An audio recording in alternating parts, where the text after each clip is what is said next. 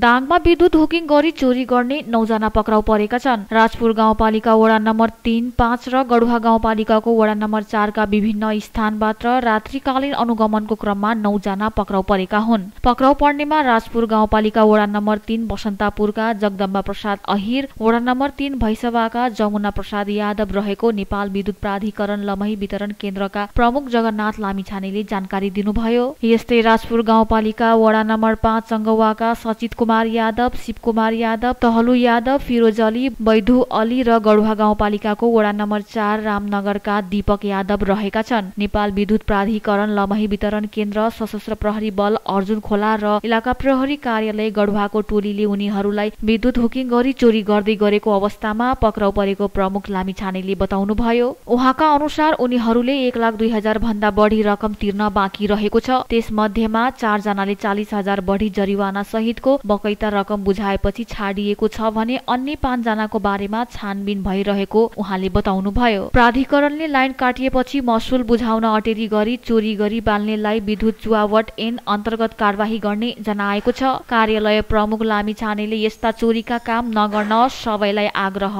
गर्नुभएको छ।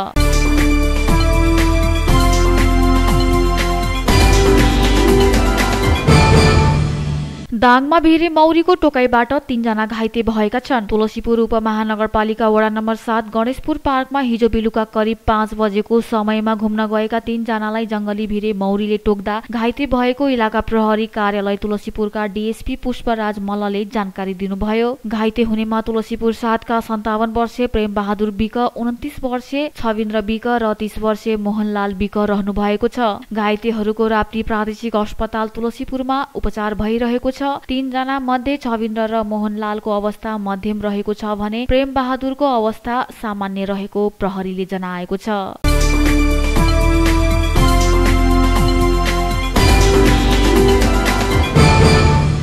जिल्ला सहकारी संघ दाङले विभिन्न माग राखेर दाङका 2 पालिकामा ध्यानाकर्षण पत्र बुझाएको छ। संघले पालिकामा सहकारी दर्ता र अनुगमनको कामलाई व्यवस्थित गरी सहकारी प्रबन्ध गर्न तत्कालीन र दीर्घकालीन 22 बुँदे सुझाव सहित ध्यानाकर्षण पत्र बुझाएको हो। संघले पालिकामा अलग्गै सहकारी शाखा स्थापना गर्नुपर्ने, कोपोमिसको माध्यमबाट अनुगमन गर्न सक्दो दक्ष जनशक्ति र कार्यालय व्यवस्थापन गर्नुपर्ने, सहकारी संस्थाको विवरण वडा र पालिका स्तरमा अध्ययावधिक गर्नुपर्ने, सहकारी संस्था सञ्चालनका लागि क्षमता विकास तालिम सञ्चालन गर्नुपर्ने, संघको आधिकारिक प्रतिनिधि संयोजक रहने गरी पालिका स्तरको सहकारी सञ्चालन गठन गर्नुपर्ने माग राखेको छ। यसैगरी पालिकाले संघको सहकार्यमा सहकारी संस्थाको नियमित अनुगमन गर्नुपर्ने, सहकारीको शुद्धिकरणका लागि तालिम, अनुगमन र प्रबन्धनात्मक कामका लागि आवश्यक बजेट व्यवस्था गर्नुपर्ने, सहकारी संस्थाले लेखा परीक्षण असोज मसान्तभित्र र साधारण सभा पुस मसान्तभित्र गर्नुपर्ने, कानूनी व्यवस्थालाई कडाइका साथ लाग्नुपर्ने र निर्देशनको पालना नगरे सहकारीलाई दण्ड जरिवाना गर्नुपर्ने ध्यान आकर्षण पत्र मार्फत उल्लेख गरेको छ।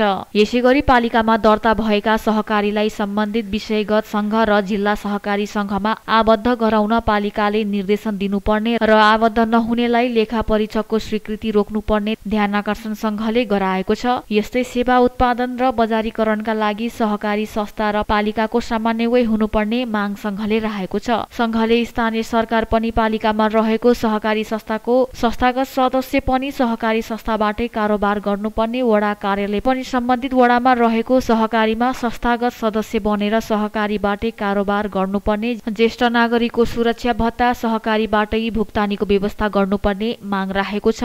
यस्तै दैनिक उपभोक्ता वस्तु खरिद बिक्री, नागरिक अस्पताल, सहकारी विद्यालय, वित्तीय सेवा, सहकारी यातायात, सहकारी उद्योग जस्ता क्षेत्रमा स्थानीय सरकार र सहकारी संस्था सहकार्य गरी अघि बढ्नुपर्ने संघले ध्यानाकर्षण पत्रमा उल्लेख गरेको छ। यस्तै स्थानीय सरकारले सहकारीको माध्यमबाट महिला, कृषक, उत्पीडित वर्ग सशक्तिकरणका कार्यक्रम सञ्चालन गर्नुपर्ने, हरेक वडामा निर्माण श्रमिकलाई संगठित गरी 1 वार्ड 1 श्रमिक सहकारी निर्माण गर्ने र श्रमिक सदस्यलाई सहकारी र सिप सम्बन्धी प्रशिक्षण दिने, अहिले उपभोक्ता समितिबाट हुँदै आएका भौतिक विकासका काम सहकारीबाट गर्नुपर्ने संघले ध्यानाकर्षणमा निर्देशनमा गराएको छ। यस्तै पालिका सरकारले सहकारीको माध्यमबाट सामुदायिक विद्युत, सिँचाइ, बजार, आवश्यक र उत्पादन जस्ता कार्यको योजना बनाउनु पर्ने, व्यवस्थित विकास योजनामा एक टोल एक उत्पादनको अवधारणा ल्याउनु पर्ने, उत्पादनमा नागरिकलाई प्रेरित गर्नुपर्ने, उत्पादन पूर्वाधारको विकास गर्नुपर्ने र नागरिकका आवश्यकतालाई ध्यानमा राखी उत्पादनको योजना बनाउनु पर्ने, पालिका र सहकारीको सामान्य व्यय उत्पादन वस्तुको बजारीकरण गर्न पालिकालाई संघले ध्यानाकर्षण गरेको छ।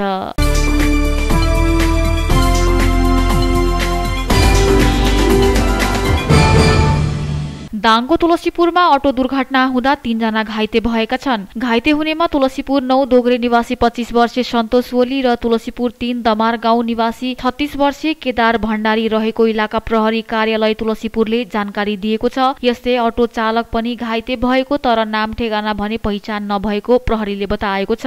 तुलसीपुर 3 दमार गाउँबाट दोगरेतर्फ जाँदै गरेको रा 1H4099 नम्बरको अटो दमार गाउँ नजिकै अनियन्त्रित भई पल्टिँदा दुर्घटना भएको प्रहरीले बताएको छ। घाइतेको राप्ती प्रादेशिक अस्पताल तुलसीपुरमा उपचार भइरहेको र घटनाको विषयमा थप अनुसन्धान भइरहेको प्रहरीले जनाएको छ।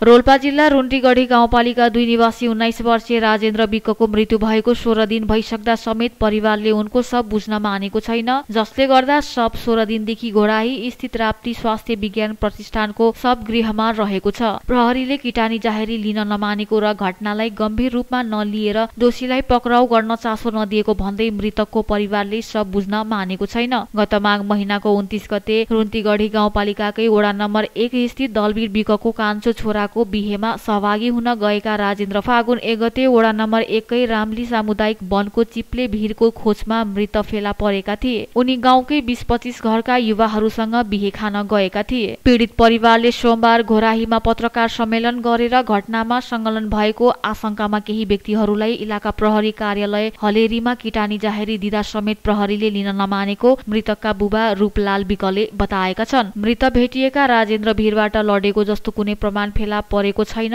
टाउको तथा शरीरभरि घाउ छन्। जमिनमा पनि कतै धस्किएको छैन। पत्रकार सम्मेलनमा मृतकका बुबा रूपलालले भने अन्य ठाउँमा पनि रगत देखिँदैन। जुत्ता खसेको ठाउँबाट घटनास्थलको दूरी पौने घण्टाको छ। भिरबाट खस्ता लगाएको ट्राउजर केही भएको छैन, जसले गर्दा छोराको भिरबाट खसेर मृत्यु नभएको र हत्या नै भएको हाम्रो दाबी छ। मृतकका बुबा रूपलालले आफ्नो छोराको हत्या गरेर फालेको र घटना दोषीलाई उन्मुक्ति दिने गरी प्रहरीले घटनाको अनुसन्धानमा चासो नदिएको पीडित परिवारको आरोप छ। प्रहरीले उक्त घटनामा संलग्न भएको आरोपमा सुभाष विकलाई पक्राउ गरेर अनुसन्धान गरिरहेको छ। सुभाषले प्रहरी बयानका क्रममा राजेन्द्रसँग बिहे खाएर फर्किने क्रममा तानातान गर्ने क्रममा भिरबाट खसेर राजेन्द्रको मृत्यु भएको प्रहरीमा बयान दिएका छन्, तर मृतकका परिवारलाई त्यो कुरा चित्त बुझेको छैन। घटनामा अन्य व्यक्तिको पनि संलग्नता भएको भन्दै पीडितका बुबा रूपलाल जहेरी दिनका लागि फागुनको 4 गते इलाका प्रहरी कार्यालय हलेरी पुगे पनि आफूलाई जाहेरी दिनबाट प्रहरीले रोकेको पत्रकार सम्मेलनमा उनले बताए। व्यक्तिगत सँगै राजनीति रिसिभीका कारण योजनाबद्ध रूपमा छोराको हत्या भएको छ। ती व्यक्तिहरूलाई पक्राउ गरेर अनुसन्धान गर्नुपर्छ भन्ने मेरो माग छ। पत्रकार सम्मेलनमा रूपलालले भने तर प्रहरीले उनीहरू विरुद्ध किटानी जाहेरी लिन मानेन। बरु सुभाष विकका विरुद्ध मात्रै मलाई किटानी जाहेरी दिन बाध्य बनायो। रूपलालले उनीहरू विरुद्ध किटानी जाहेरी नलिने र घटनालाई संलग्न उन्मुक्ति दिने प्रहरी नै लागेको उनी बताउँछन्। प्रहरीले घटनामा संलग्न भएको आशंका गरिएका व्यक्तिलाई पक्राउ गरेर अनुसन्धान नगर्दासम्म आफूहरूले छोराको शव नबुझ्ने समेत बताएका छन्। उनले पत्रकार सम्मेलनमा स्थानीय झवेन्द्र पुन, ठगेन्द्र पुन, मानदेव पुन, सन्तोष विक, सुभाष विक, जित बहादुर विक लगायतको संलग्नतामा आफ्नो छोराको हत्या भएको हुन सक्ने आशंका भएको बताएका छन्। घटना बारेमा सत्य तथ्य जाँचका लागि पीडितले राष्ट्रिय मानव अधिकार आयोग इन्सेकमा समेत निवेदन दिएका छन्।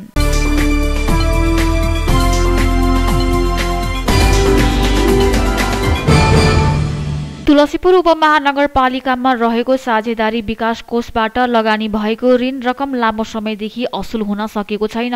विक्रम सम्वत 2065 तिर उक्त कोष तत्कालीन नगरपालिकामा हस्तान्तरण भयो। यसभन्दा अघि गाउँ नगरमा साझेदारी कोषका नामबाट सञ्चालन भए पनि नगरपालिकामा हस्तान्तरण भए पनि साझेदारी विकास नाम राखियो। त्यो कोषको रकमबाट विक्रम सम्वत 2065 देखि ऋण लगानी भए पनि उठेको छैन। तत्कालीन अवस्थामा नगरपालिकालाई 68 लाख हस्तान्तरण भएको थियो। तर अहिले 66,19,734 मात्रै बैंक मौजदात रहेको समाज कल्याण एकाइमा कार्यरत नायब सुब्बा होप बहादुर ओलीले बताउनुभयो। उनका अनुसार कोषबाट 39,21,026 लगानी भएको छ। त्यो लगानीलाई उठाउन नसकिएको उनले बताए। ऋण रकम तिर्नका लागि पटक पटक सूचना जारी गरिएको छ। सूचना जारी गर्दा 12 वटा समूहले लगानी फिर्ता गरेको भए पनि अझै 114 समूहले फिर्ता नगरेको ओलीले बताउनुभयो। विपन्न परिवारलाई व्यवसायमा जोड्नका लागि यो कार्यक्रम सञ्चालन गरिएको हो। यसका लागि विभिन्न समूह तथा टोल विकास संस्थाहरूलाई यो कोषबाट रकम प्रदान गरिँदै आइएको छ। तत्कालीन तुलसीपुर नगरपालिका भित्र 97 बिजौरी गाविसका 2 र नारायणपुर गाविसका 14 जनाले कोषबाट लिएको ऋण फिर्ता गरेका छैनन्। कोषबाट लिएको ऋण उठाउनका लागि पटक पटक सार्वजनिक सूचना जारी गरिएको छ। त्यति गर्दा ऋण फिर्ता नभएपछि वडा तथा नगरबाट दिइने सबै सेवा सुविधा बन्द गर्ने कार्यपालिकाले निर्णय गरेको थियो। तर त्यो निर्णय सम्बन्धित वडाले कार्यान्वयन गरेनन्, जसले गर्दा पनि कोषको रकम उठाउन नसकेको उनको भनाइ छ। ऋण फिर्ता गर्दा ब्याजमा 50% छुट गर्ने समेत निर्णय भयो। ऋण रकम उठाउनका लागि उपमहानगरपालिका कार्यपालिका बैठकले छानबिनका लागि समिति बनाएको छ। तर त्यो समितिले काम गरिरहेको उपमहानगरपालिकाका प्रवक्ता तथा छानबिन समितिका संयोजक माधव ओलीले बताउनुभयो।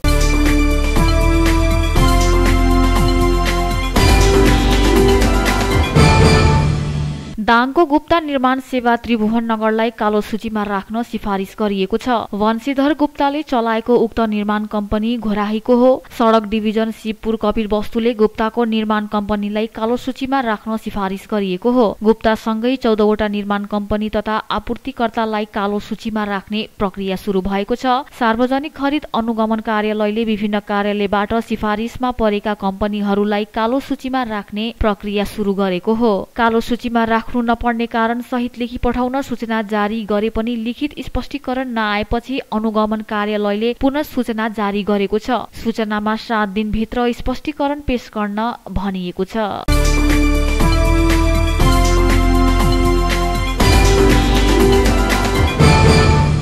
राष्ट्रपति तथा उपराष्ट्रपति निर्वाचनको आचार संहिता लागू हुँदैछ। साँझ 5 बजे राष्ट्रपति उम्मेद्वारको अन्तिम नामोली प्रकाशन भएपछि बुधबार 17 फागुनदेखि 5 चैतसम्म आचार संहिता लागू हुनेछ। फागुन 25 मा राष्ट्रपति र 3 चैतमा उपराष्ट्रपतिको निर्वाचन हुँदैछ। राष्ट्रपतिमा 2 जना उम्मेद्वार छन्, रामचन्द्र पौडेल र सुभाष नेङवान छन्। दुवै विरुद्ध कुनै उजुरी परेको छैन। राष्ट्रपति निर्वाचन सम्पन्न भएपछि उपराष्ट्रपतिको निर्वाचन हुन्छ। त्यसैले उपराष्ट्रपति पदको उम्मेदवारी दर्ता हुन बाँकी छ।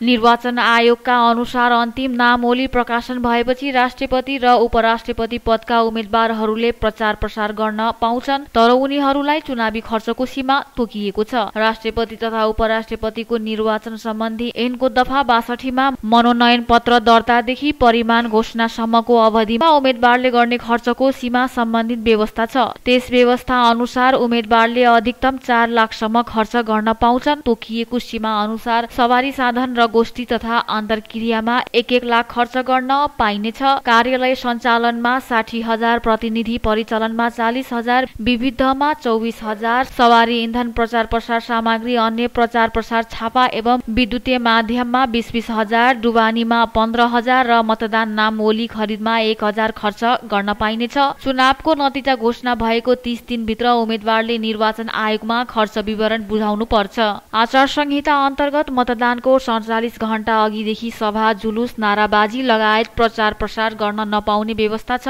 साउन्ड स्ट्रिम, एमएमएस, सामाजिक सञ्जाल तथा अन्य कुनै साधन प्रयोग गर्न नपाउने भनिएको छ। बाजा, सार्वजनिक भोज हुल गर्न नपाइने, हात हतियार लिएर हिँड्न नपाइने व्यवस्था आचार संहितामा छ।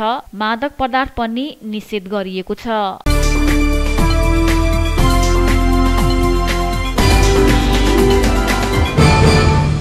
लुम्बिनी प्रदेशका मुख्यमन्त्री लीला गिरीले सांसदीय व्यवस्थाको मर्म अनुसार प्रदेश सरकार अगाडि बढाउने बताउनु भएको छ। नेकपा एमाले मिसन ग्रासरुट अभियान अन्तर्गत लमही नगर स्तरीय प्रशिक्षण कार्यक्रमलाई सम्बोधन गर्दै मुख्यमन्त्री गिरीले यस्तो बताउनु भएको हो। प्रदेश सभाको ठूलो दलको हैसियतले सबै दलको सहमति र सहकार्य अन्तर्गत एमाले अगाडि बढ्ने बताउँदै मुख्यमन्त्री गिरीले अहिलेसम्म संघीय सरकारमा देखिएको समस्या प्रदेश सरकारमा नदेखिएको र सत्ता साझेदार दलसँगको आपसी समझदारी अनुसार अगाडि बढिरहेकोले प्रदेश सभामा रहेको सबै दलसँग सहकार्य गरेर अगाडि बढ्ने बताउनु भएको हो। वामपन्थी आन्दोलनलाई कमजोर बनाएको भन्दै मुख्यमन्त्री गिरीले देशी विदेशी शक्ति केन्द्रको प्रभावमा पारेर परिवर्तन विरोधी काम हुन थालेको बताउनु भएको छ।